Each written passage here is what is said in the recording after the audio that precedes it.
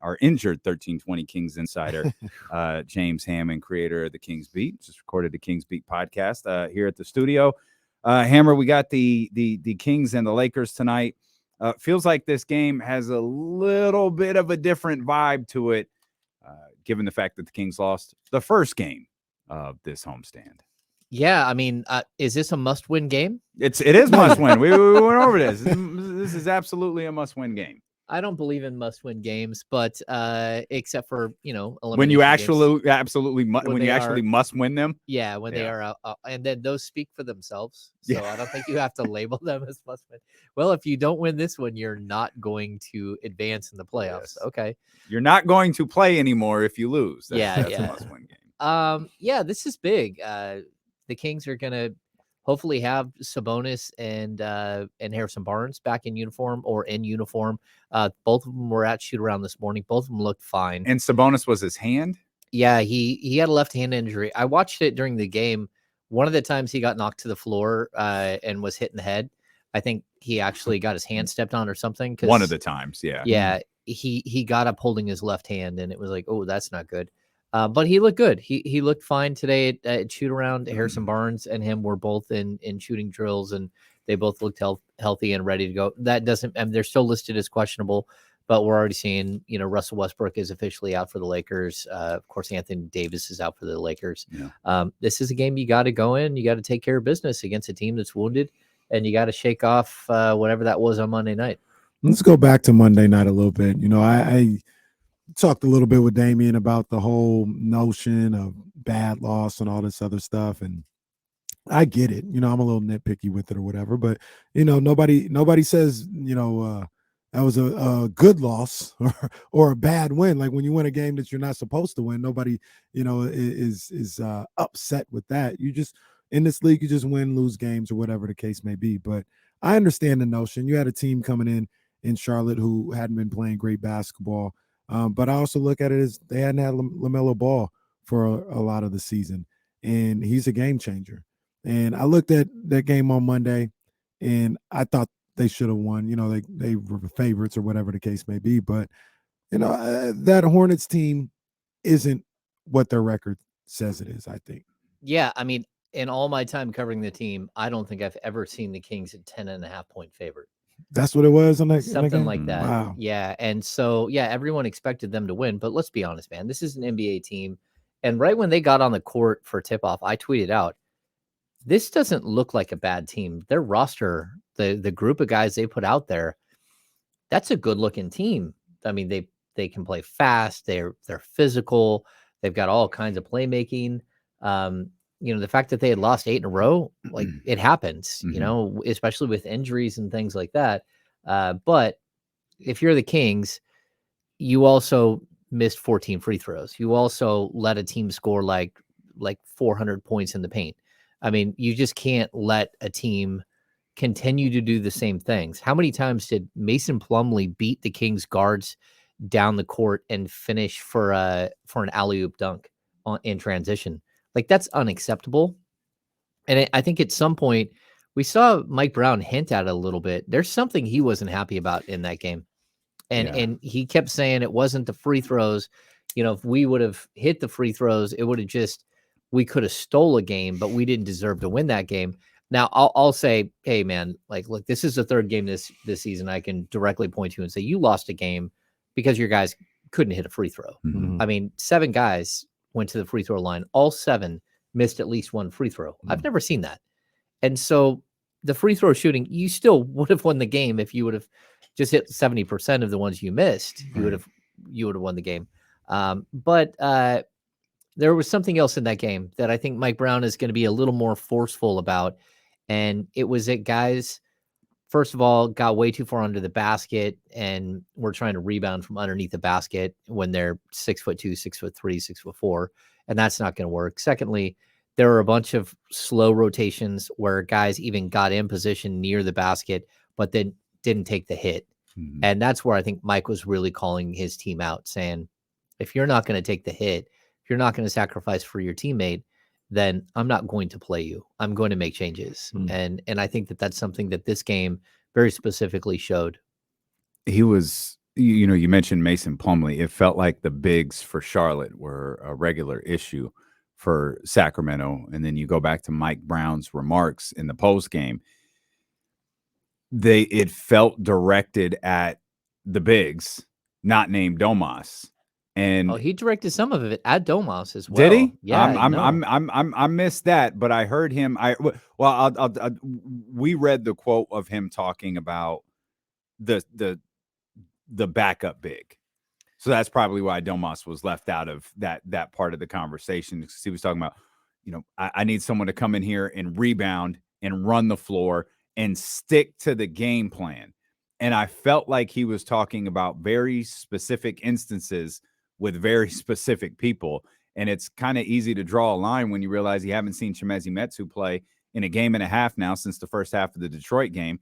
Rashawn, I don't think, got on the floor against Charlotte either. And it's like, whew.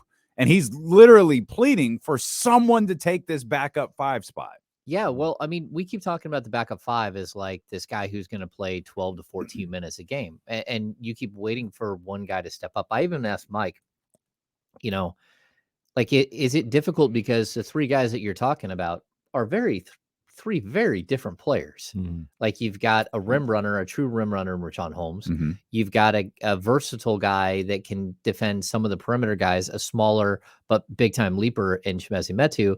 And then you have Neemias Queta, who is one of the biggest human beings you're going to run into on an NBA basketball court. Mm-hmm. But their style of play is different. The feel of the player is different.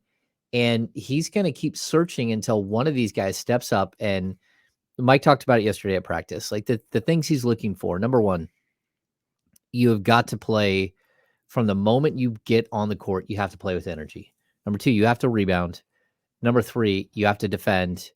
And number 4, you have to defend without fouling, because he made the point that one of the problems the team has had is that the backup bigs come in at the end of the first quarter, and then boom, boom, boom, they pick up 2 fouls, and all of a sudden the other team's at the free throw line, you're giving away points. Or they'll come in and early second quarter, they'll pick up 2 or 3 fouls, and it's like, okay, they go back to the bench, but now your team's almost in the penalty. And so it's setting up these moments where the backup big is actually costing you points long term, because you're getting the other team in the bonus all the time.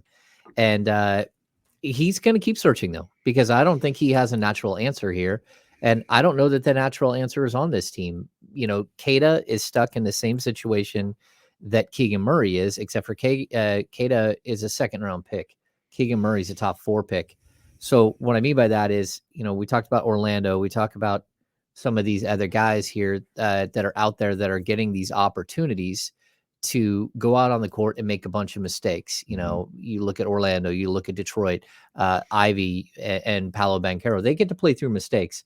Keegan Murray doesn't get to play through mistakes.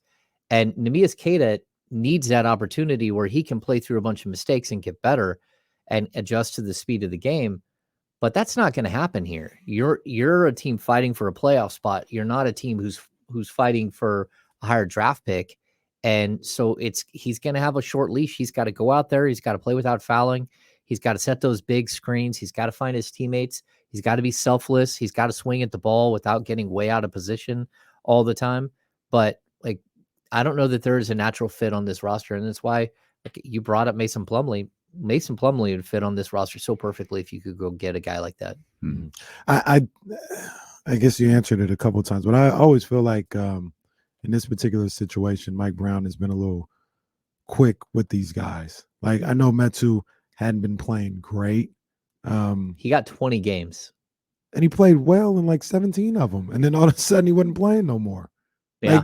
It almost feels like he had to play perfect to keep playing.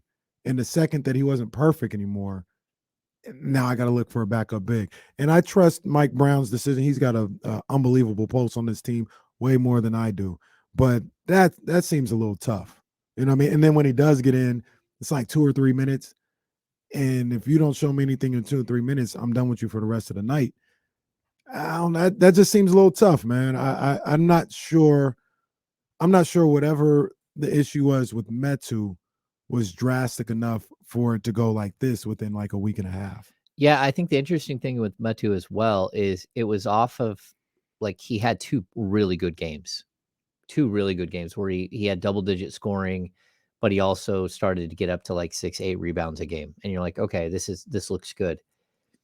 It's almost like Metu like started to feel himself a little bit, and then you saw him drop off a cliff. I'm not saying that like Mike hasn't given him a long enough leash, but he was not good in a couple of games where you're looking at like, okay, this is spinning out of control super quickly while you're on the court and while your guy is doing specific things that we've told you time and time again that you can't allow to have happen.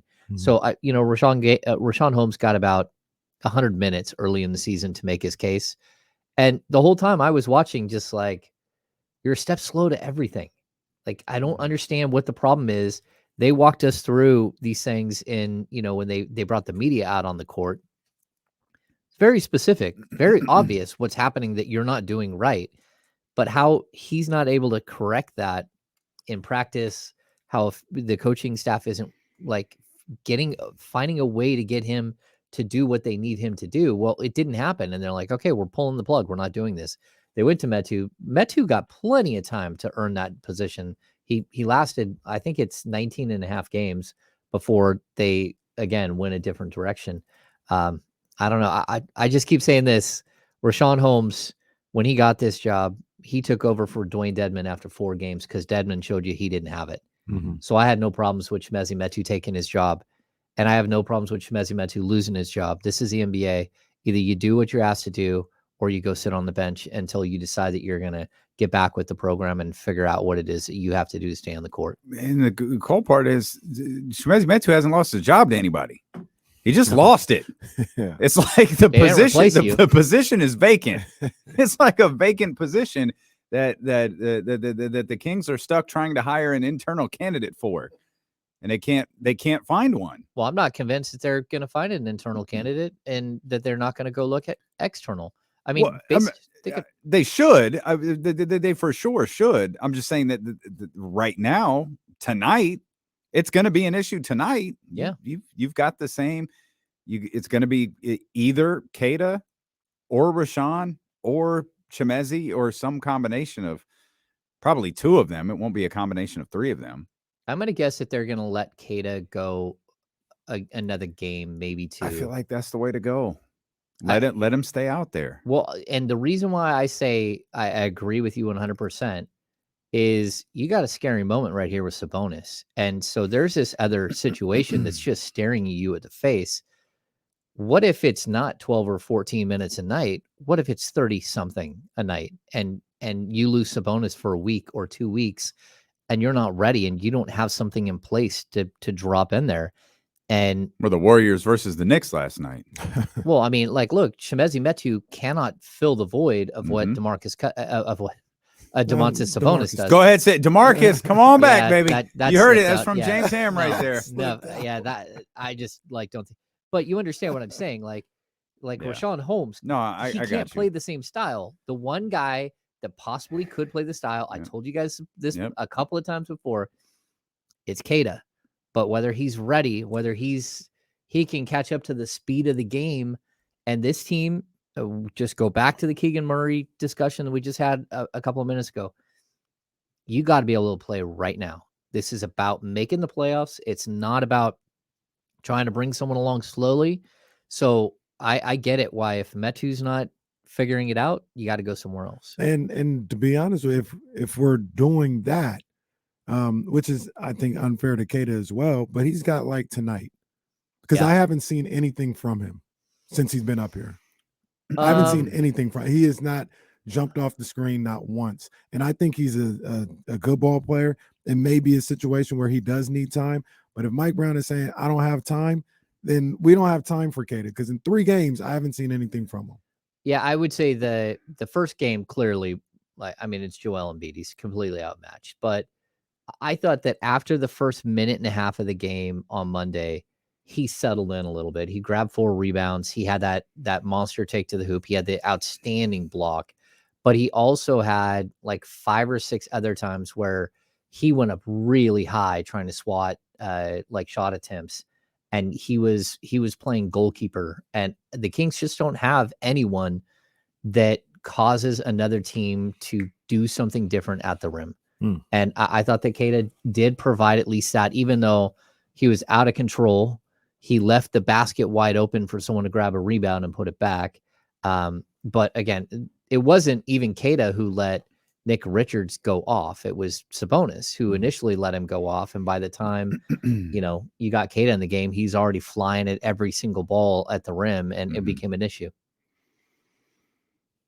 So we don't have an answer. No. That's pretty much what I got out of this conversation, is we don't have an answer. But I guess what Mike Brown is hoping is someone heard what he said and goes there, takes the reign. Like, all right, it's me. I'm gonna go get it. I'm gonna go get these spots. Because what he say? He did 8 minutes per half. Like, I need to be able. I can't play Domas 40 minutes every single night. And he threw it out there with specifics. You do this. This is your job. But I think I think you're right, Ham. I don't know that position is going to be filled by an internal candidate, but they're just going to have to make do with what they have. And I don't know that Keita, harsh over there. I don't know if Keita's. Well, I don't think on with saying that though. I don't think he's played bad. But has it? So but I haven't seen anything to say. I need him out there more. Is he that much worse than the other two? No, which is why I thought you should have. I wouldn't have left the first one. I would have kept Chimezie. Yeah. Okay.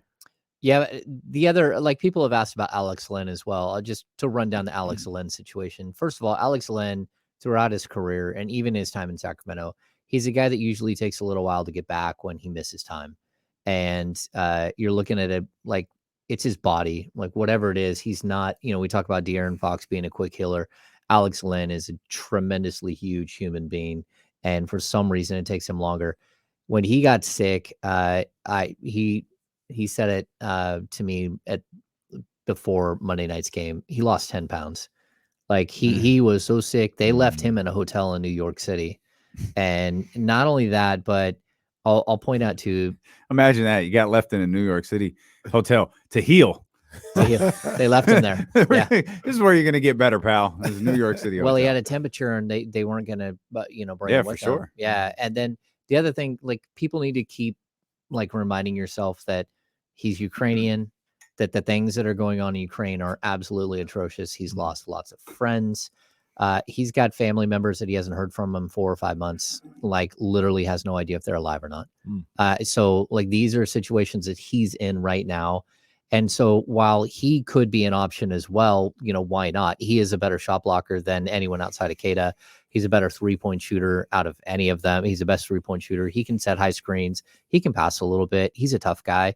But at the same time, I don't think he's been 100% focused just because life is happening to him very quickly. Understandably so. Yeah. I mean, true. All of that is accurate. He hasn't played a lot this year, like, period. You talk about like the shape that he's been in and all that he's been through. Has he logged minutes this year? I mean, maybe he's logged a couple. Like, I don't think he's played very much. He played against Charlotte. I remember that. Yeah, it's very. And it didn't go well. And he's played with Rashawn Holmes every time he's played. Yeah. That's weird. Yeah, that's they bring those guys as a sort of the finishing, when they're blowing out teams or they're getting blown out. They've been the guys at the end of the game. Yeah. They come in and play a little bit. He played meaningful minutes, like I said, against Charlotte, though. I do remember that, the first game. And I'm not saying it's his fault, but that was that first half where Mason Plumlee looked like whoever you want God mode. Mason Plumlee looked like Nick Richards. Yeah. Yeah. He's played a total of 25 minutes on the season. Okay. Alex Len. Those 25 minutes, he has 11 points and 9 rebounds. That's the interesting thing total about Alex Len, at least in my opinion, is he's always been solid, in my opinion. Like, when he gets out there and plays, like, I don't remember a lot of bad Alex Len minutes. He's always solid to really good. Well, probably, like, they don't stand out though. Like, can you think they don't stand out either way? Well, I'm thinking more so his whole tenure this time around with the Kings. And I remember a lot of times last year when he would actually play, I liked his minutes. I thought he looked good out there. This year, obviously outside of that Charlotte game, that's the only one I can remember. Everything else has been, in blowouts. But if he, were to get himself back together and they try Alex Lynn, I don't think he'd be horrendous out there. I'll say that much. Yeah, I think he's a case study in the evolving thing that is the NBA. So, of course, the NBA is going away from 7-footers, and then sometimes they come back to it, but mostly, you're getting to smaller centers and stuff like that. But realistically, look at how big of an impact Alex Len had on the Kings when they went out and got him the first time in the trade, the Dwayne Dedmon trade, and he showed up in Sacramento. And everyone thought he was just like, well, he was just there to break up the contract into a smaller chunk with him and Jabari Parker. And then all of a sudden, he's like this really good player for the Kings in the last 20-something games of the season. He was very impactful. He had moments where he actually almost like threw down with Montrezl Harrell and stuff. And then when he was gone, you totally missed him. When they replaced him the next season with Hassan Whiteside, it was like, oh, what a horrible mess that was. Like if you would have just had Alex Len, who it's Hassan Whiteside's tagline. Man, what a horrible mess that was. Exactly. Yeah, but like with Hassan, like he just didn't fit at all. Like all he did was run into the key and put his hands up in the air and call for the ball. And you never knew what was going to happen when they threw it to him. Yeah. And De'Aaron Fox is also like just about to go run to that spot and go hit a layup. And then there's Hassan Whiteside like playing peekaboo. Like, what are you doing, man? That's not what we asked you to do, but that's what he does. So but then when they re-signed him, you're like, oh, that's a good sign. And then they were able to sign Rashawn Holmes at the same time. And they traded for Tristan Thompson. And next thing you know, like it's the NBA is such a situational game where he goes from being a perfect fit to the complete wrong fit with a new style of offense and everything else. In the matter of like 3 seasons, you needed him. You didn't know you needed him, then you needed him, and then now you don't need him, and it's all like on the same exact team over a 3-year period. Yeah. Wait till James finds out about this Victor Wembanyama kid. Well, wait till the NBA finds about this Victor Wembanyama kid. Only the real ones know. Only the real ones know. Gotta get away from these 7-footers, though. Victor Wembanyama falling in James Ham's mock draft. Well, I'd like to see Alex Len try to defend Victor. I'd like to see anybody try to defend. Yeah, shooting one-legged 3-pointers. Like, what's really going on? Yeah, like floaters. They're like a floater. The push shot that he's doing from the 3-point line, nothing but net. Yeah, he's impressive.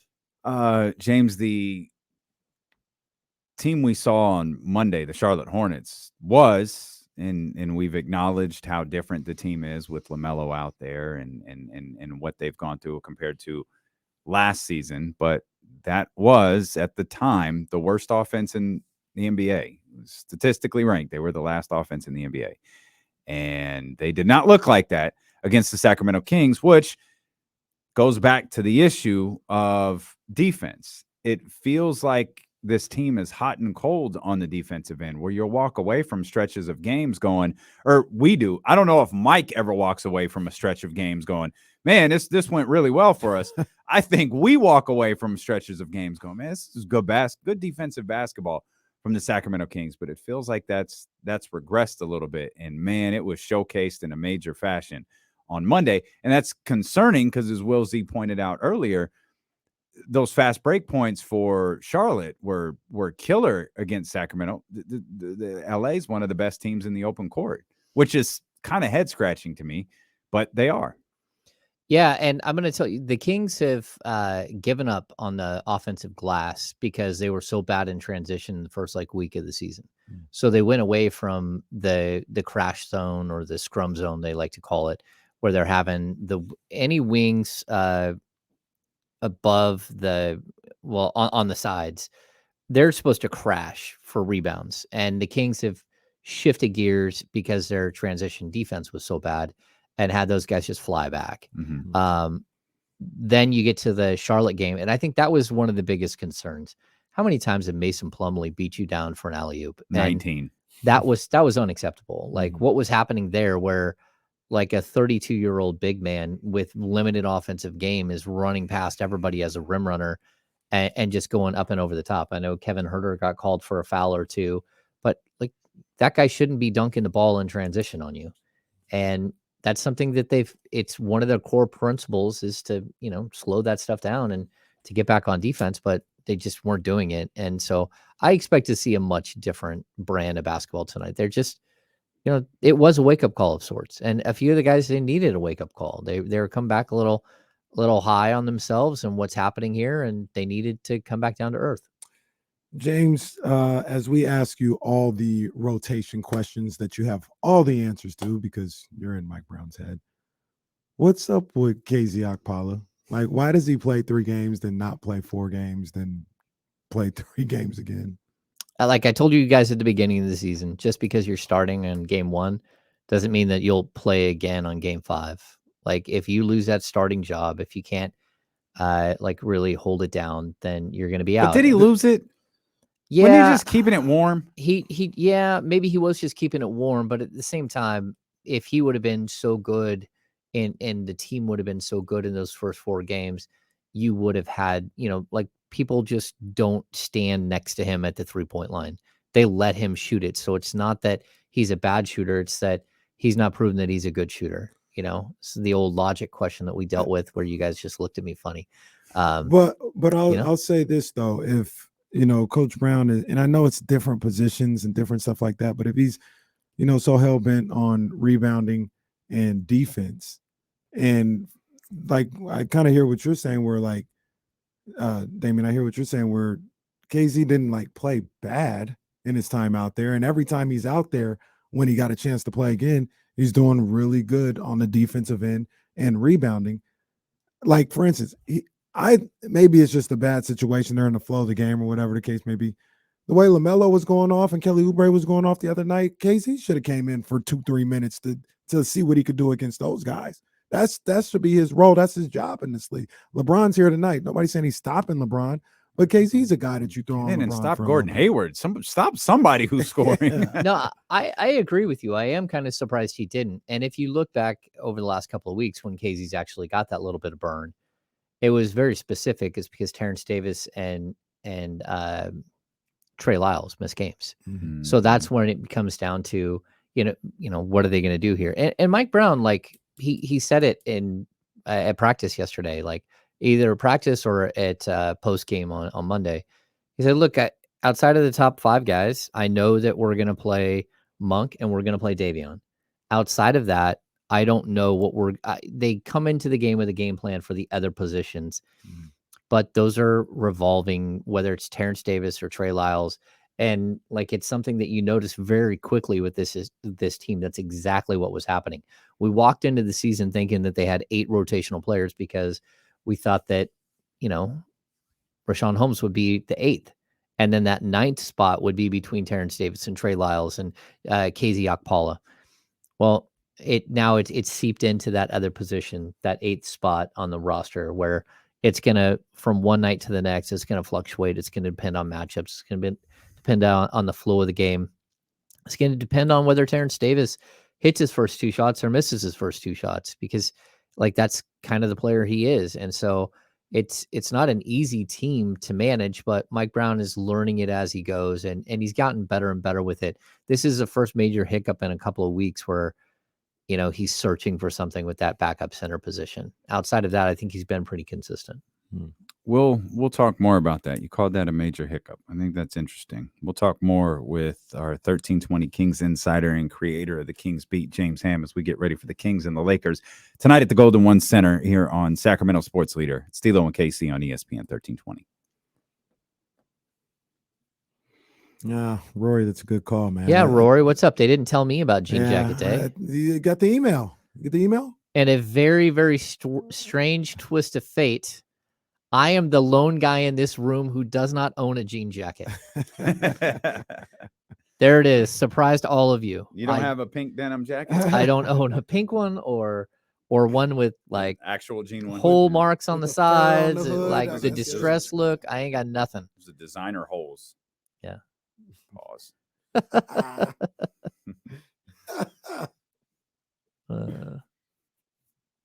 James doesn't own a denim jacket. That's funny.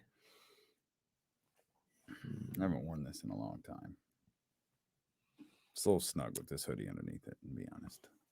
This one is too. But, that's what you got to wear, man. You got to rock it. Gotta look at. Got to rock it. And these shoes are hurting my feet. These shoes are about to get dusted off or cleaned up and put away. Can I post this, Oh, Nick? no. Hell no. Hell no.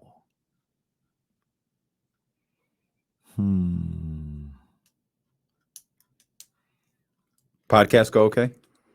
Yeah. Okay. Good. Huh. No, it's a good spot. I didn't think of doing that before if I have those situations. Typically we do.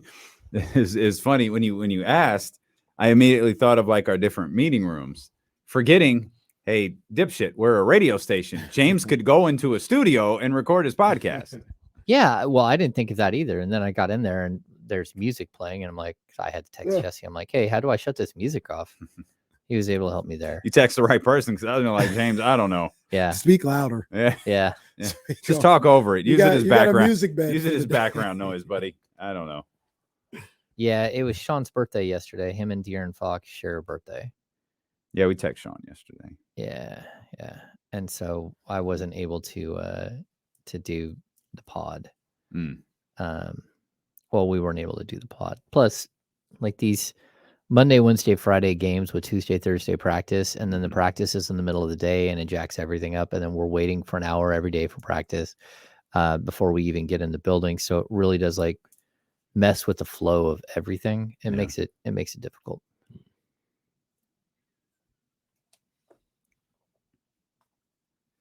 We're off Friday. I'm not sure if I told you that or not. Yeah, We're you off did. Friday. You did. Okay. Yeah.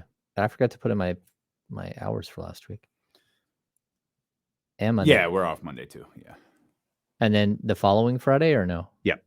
And the following Monday. Yeah. So yeah. So just Wednesday next week. Yep. All right. And if you guys need me for something else. I just want to join Batty Thursday. We should Thursday. We should do something next Thursday, like a round table thing like we did at the end of Batty did it last Thursday. I think we all know the answer to that. Speaking of which, I have to text her. Make sure she's This is crazy. Matt George is a baddie. Popeyes buy one get one free sandwiches are back until January 1st. Wow. I just read the Onion headline. Elon Musk tries to back out of Twitter deal by deleting app from phone. Come on, man. They're so good. That's tremendous. The stuff they come up with is just shocking. Is Popeye's chicken sandwich still the undefeated chicken sandwich, or did something take it over? I mean, I always like Chick-fil-A better, but Wait.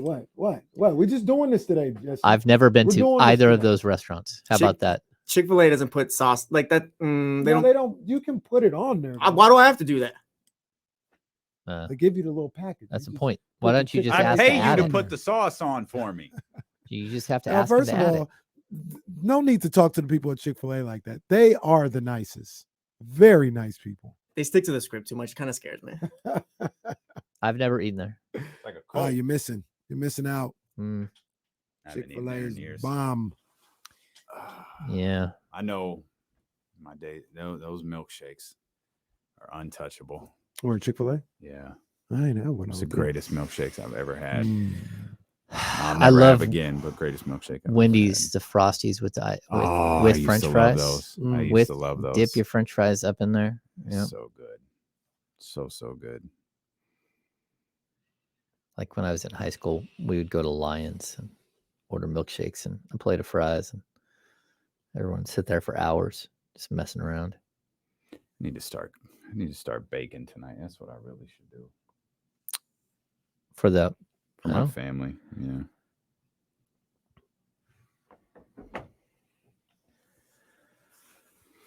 Oh man. Do you like Taco Tree? What's Taco Tree? Taco Tree is a bomb. Did you see they're having some event at the Golden One Center called Tacos and Margaritas? I did see that. Taco Tree is I mean, margaritas are great too, but I love me some tacos. Street tacos. It's like McDougal's. McDowell's? McDowell's. Oh. McDowell's. My bad. McDowell's. Okay.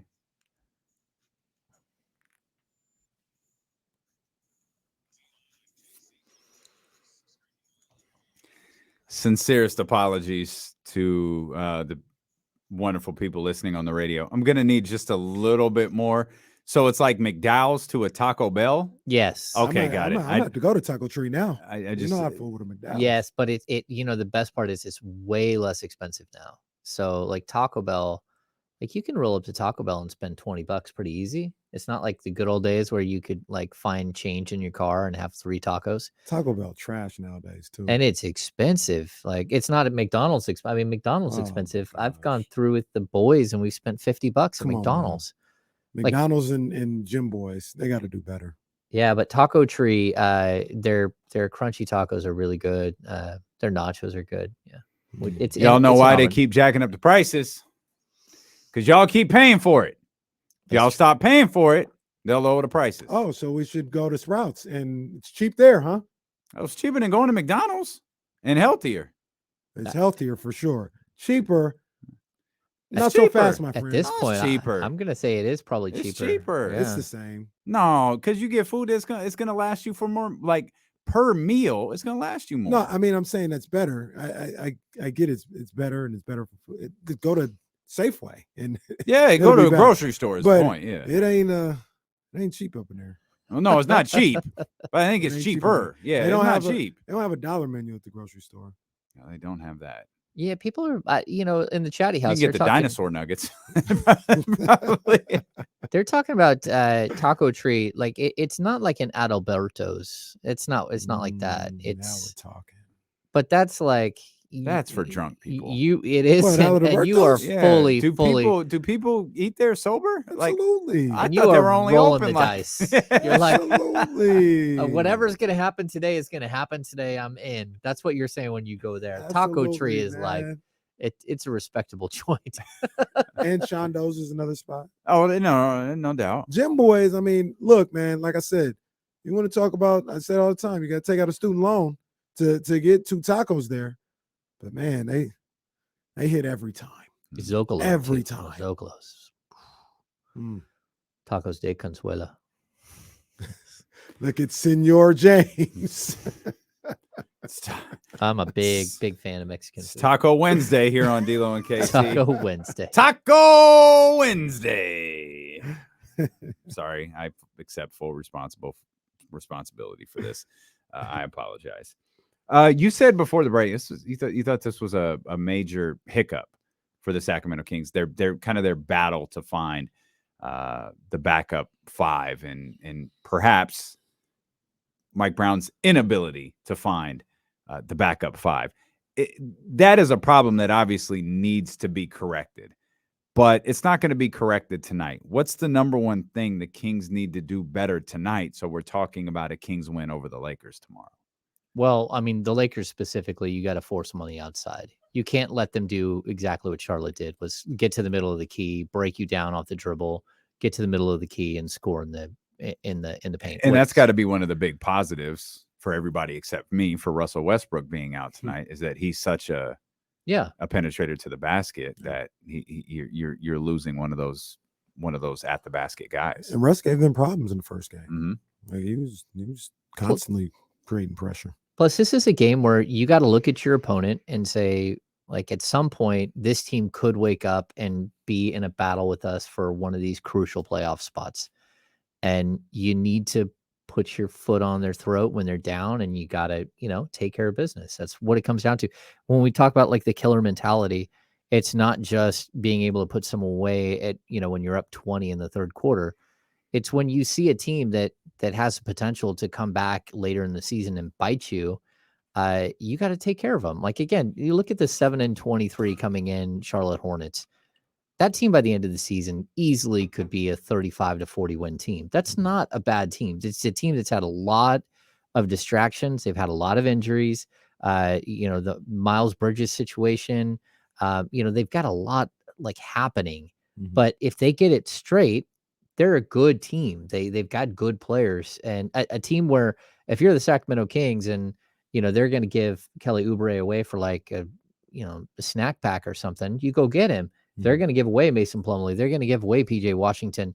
So if I'm talking about 3 players on one team that I think would fit on the Sacramento Kings, who I believe are a playoff team, that means they probably have pretty good players, especially when we haven't even talked about LaMelo Ball, and we haven't talked about Gordon Hayward, which I just wouldn't pay.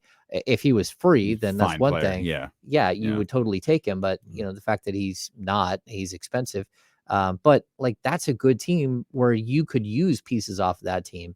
Like the Kings looking at this Lakers team, how many players would you take off that Lakers team? Honestly, how many would you trade for? You're talking AD, of course, and LeBron. You'd give up, whatever you'd have to give up the world for. But outside of that, you start running into this problem that you really wouldn't want many of their players. And, Pat Bev. Yeah.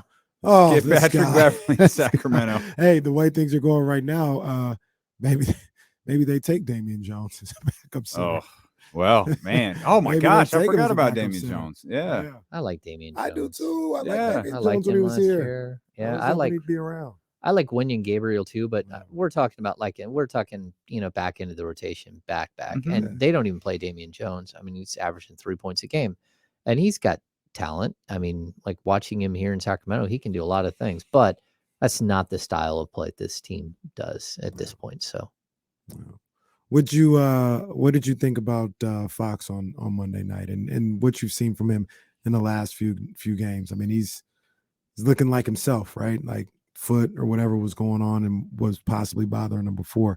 Seems like that may be gone, or is he might have just said, to hell with it, I'm gonna just play a certain way either way. But he's looked good the last 3 games or so. Yeah, I think he's 100% healthy. I mean, he just looks like he's got the bounce back. He looks phenomenal. Like what he was able to do in that game, even though they came up short, I thought he was tremendous. And, like even on the defensive end, you can't do a whole lot when you've got like LaMelo Ball doing the herky jerky thing. And the thing about LaMelo is his ability to pass or pull up and shoot a ball within he just has this ability to go from not doing anything to the ball's already gone. And there aren't a lot of players like that. So Fox has this ability just to run right past you. But that still takes time. And there's still people that can adjust and try to slow what he's doing. What LaMelo does is he's not even in his shooting motion. He's doing all of these weird herky-jerky things. And all of a sudden the ball's gone. And you're like, what in the world just happened? And if you don't play him a lot, if you don't there are teams that play him 4 times a year. Kevin Huerter plays him 4 times a year when he's with the Atlanta Hawks. But if you don't play him very often, you're just not used to what he does. Where again, Steph here, the Kings know what's coming with Steph because they've played against him so many times. And there are a bunch of East Coast teams that when they haven't seen him and you got young players that haven't seen him multiple times, it's one thing to see it on film. It's another thing to play against it. And so, yeah, I thought Fox was really good, even defensively when, LaMelo put up a ton of points in the fourth quarter. Fox did too. I think they're both really good. Yeah. The thing also about LaMelo is it's 6'6", probably closer to 6'7" out there. Oh yeah. Being able to handle a traditional point guard, man. He's a problem out there. That was a good little battle, I thought, in the fourth quarter. Unfortunately, the Kings didn't come out with a win, but him against Fox, LaMelo doing it for his brother. Yeah, you know what though? Little brother come to stick up for big brother. That's a wild story turn. Yeah, I'll even say in that fourth quarter, Fox outscored LaMelo 17-16. Dang, Fox has 17 That's in the crazy. fourth. Yeah, That's crazy. yeah. Man. That's a shame. Isn't that crazy? And That's also, a shame. the other thing too is that I thought Huerter did such a phenomenal job on PJ Washington. Moved with him. There was one guy that wasn't getting anything that night. It was PJ Washington, which I thought was really strange because he's a strong guy usually that they can get loose. But yeah, I just thought Fox was really good. They just defensively, you can't be that bad. And again, getting back to Mike Brown's point that he didn't think free throws were the problem. I fully disagree. It's not just the fact that you miss 14 and lost by 6. I thought the Huerter free throws, the back-to-back misses, were they were a major turning point. It was a 2-point game. Yeah, it hit them. It hit them hard, and I didn't think they bounced back that well after. Yeah. You've brought that up a couple of times. I think Mike was really trying to accentuate everything else that he thought went wrong. Yeah, and didn't want them to believe, well, if we just hit our free throws, we won. Sure, math checks out. Yeah. Game certainly changes if you're hitting your free throws. But I think he wanted to make it clear to them, as I'm sure he did the next day before you guys were allowed in. We have a long list of things that you did wrong. We can start by breaking down every play in that like 9-0 run to start the fourth quarter. Let's begin there. We'll go in slow motion through each of these plays. But you brought up Kevin Huerter a couple of times. I like Kevin Huerter. Can we get Kevon back though for a game or two? Can we get him to step out there and hit 5 or 6 threes like he did earlier in the year? You know, it's really strange. Like when you look at his career numbers, you're always wondering, like, how in the world do we get to that point? Like, how did you average 12 points a game the last 3 years? Because he's way better than that. Mhm. And then he goes on these runs. And, you know, the other thing is, like, you're always looking to see what a player's career high is, right? Because it shows you, like, sort of the ceiling. And I remember, like, Walt Williams going for 40, and it was like, holy cow, Walt Williams put up 40. Not that he's going to score 40 every night, but it shows you that potential. Mhm. Herter's career high is 29. And it's, to me, it's a low number. It's a number where you're just like, whether it's that he doesn't get the opportunity or the fact that someone else has to create the shot for him, really. And I don't think that fully, but his role isn't to go, you know, take guys off dribble and go pull up from 16 feet or get guys to get to the basket. His job is to float around the outside and shoot the perimeter shot when he gets it. But when you see a guy like Clay, who's gone for 50 or 60, that's kind of what you're hoping that Huerter will get, a game where he starts rolling and he gets 11, 12, 13 threes. And you start seeing like this monster outbreak game for him. For some reason, I don't know if it's that he blends in. He just kind of like, there are just moments where he kind of disappears on the offensive end. And I don't think it's that he's not moving. I think it's just the team forgets about him. And that's why we keep talking about this team has, you know, that third scorer. Who is the third scorer? You remember we all were trying to gauge on who would be the third highest scorer on this team. It's all of them around 14, 15 points a game. And that's what I was like sort of concerned with, that there would be too many voices in the room, too many guys with their, you know, needing to be fed, especially when Fox is going to average, you know, 24, 25 and Sabonis is going to average 20 by the end of the season. There just isn't that many other points. Like you're scrapping. And even, you know, and I agree with everything you said, but even with that being said, I mean, they're still, you know, second or third in the league in scoring. They're still getting them up. They're finding a way to get it done. But I agree with you.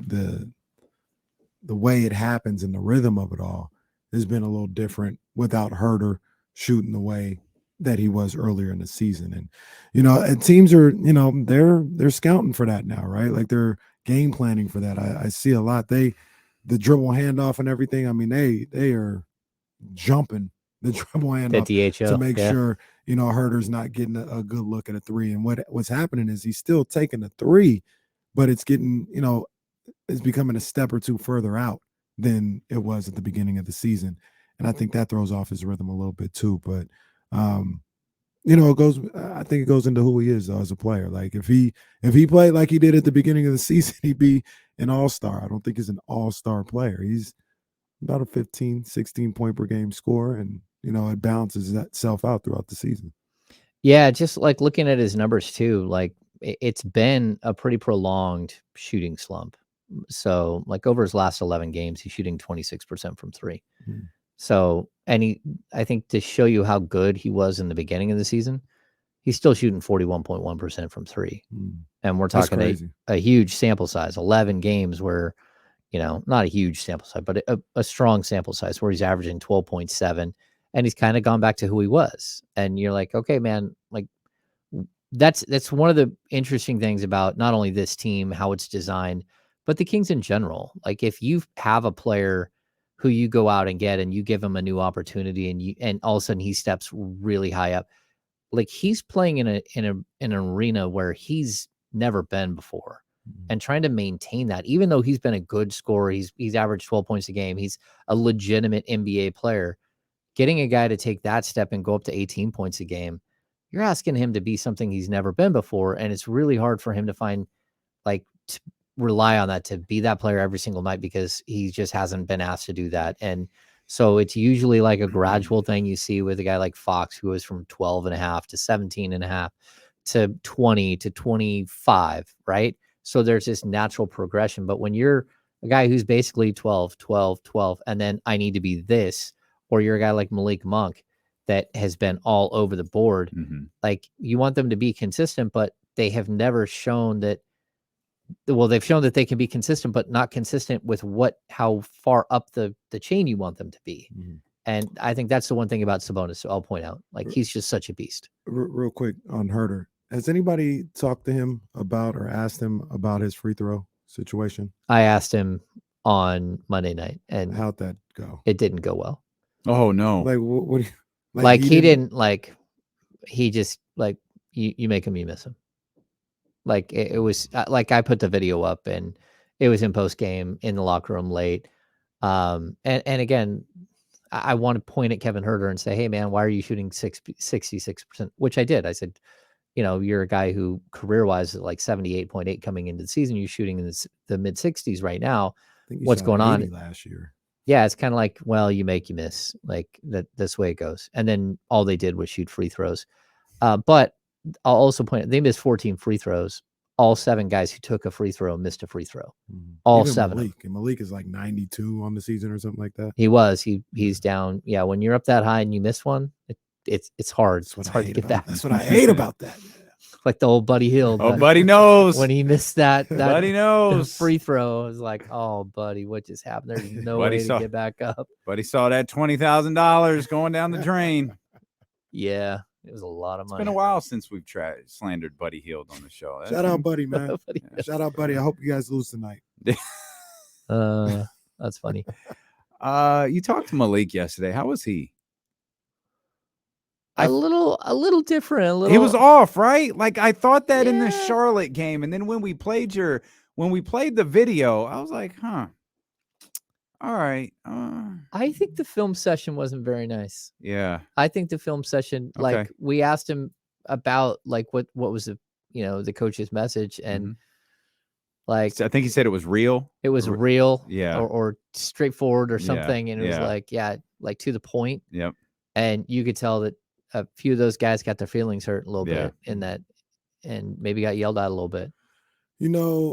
One of the things I think about with this team right now is I feel like they came out, I mean, obviously not directly out. They started 0-4, but it felt like they put out a lot of energy in the first 25, 30 games of the season.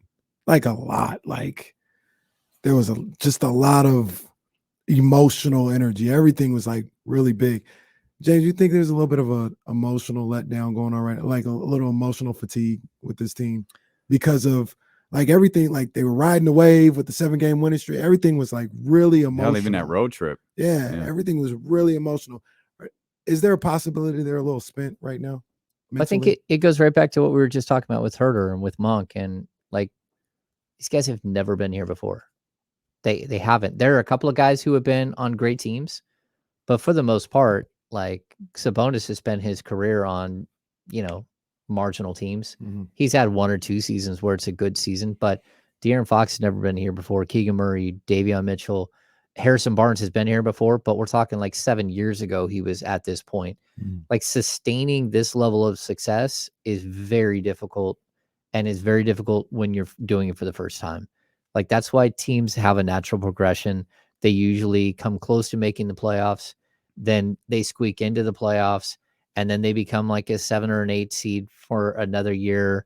And then somehow they ain't got time for all that, James. But that's the progression that we're like, you have to look at it that way, that even like a team like the Pelicans squeaking into the playoffs last year was so huge for them. Sure. It's given them a boost of confidence. Now, are they a legitimate 1, 2, 3 seed? No. But a team like Memphis, who slowly started to move up the ranks in the Western Conference standings, they're more mature in what they're doing, and they're more seasoned in that playoff, thing that they're developing. And it's just not where the Kings are yet. They haven't been there. They haven't even fought a playoff series, let alone 2 or 3, to start building and understanding what that is. That's where Mike comes into me, though.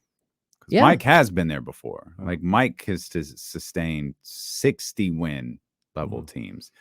And it's obviously they're different. The coach or coaches versus the players. It's very different, but that's where Mike Brown's got to come in and his expertise on them. Well, about last stuff like this. I was gonna say last time Kevin Huerter was here, the regular season was boring. Yeah. Oh yes, it took me a minute. I'm sorry. Yeah, his teammate was telling him, man. His captain told him this is boring. Don't worry about this. Well, like what I told you with God, like what you're saying with Mike Brown. One playoff series, and that dude says the regular season is boring. I'm sorry, James. That's okay. Yeah. Like I was just gonna say, like when you go to college, you can have a great history professor, and just because they teach you everything you think you need to know about history, doesn't mean that you can go be a history professor, and doesn't mean that you can go, like, even if you go and be a history professor, doesn't mean you're going to be a good one like he was for a couple of years. So again, it takes time. It takes being there. It takes understanding and really learning in order to get, it's experience. That's what it is. Without experience, and this team does not have the experience. And so they're going to have highs and lows all the time. And even when they get there, they get wiped out in one game in the play-in, or they get wiped out in a playoff series. That's part of the process. People need to understand that. Hey, we dead in all that noise. Beam being lit tonight, baby. All right. Beam being lit tonight. If you want to be a history professor, go to James's bar. Head over to the library section. There's some great history books.